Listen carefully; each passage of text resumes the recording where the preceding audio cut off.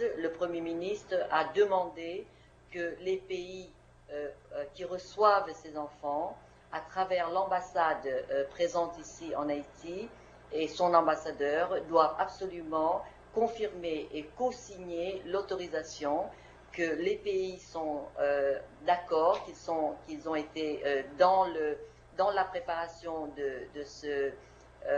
des voyages de ces enfants, que le processus a été terminé, d'adoption a été terminé et que les enfants, avant le tremblement de terre, figuraient déjà sur la liste des enfants orphelins qui pouvaient être adoptés.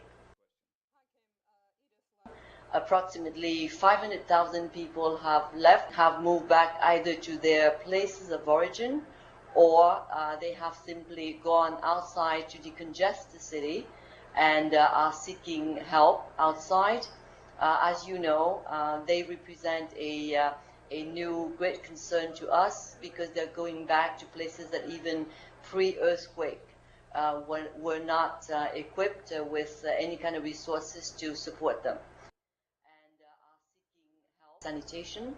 There, the situation is truly critical. Only 5% of the requirements in latrines were covered so far. UNICEF has launched an appeal to get more latrines in and finding solutions in an over-congested city in order to open new latrines in public places. The concern now, obviously, is the rainy season that is about to come.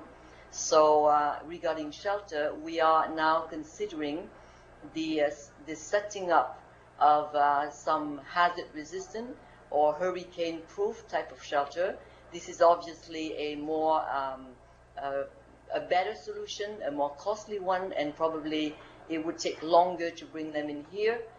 We would recall that the port facilities are not operating. And basically, these equipment are very heavy, and they would need the port to be open, so to be able to bring them in. Otherwise, bring them in by planes would have an enormous cost.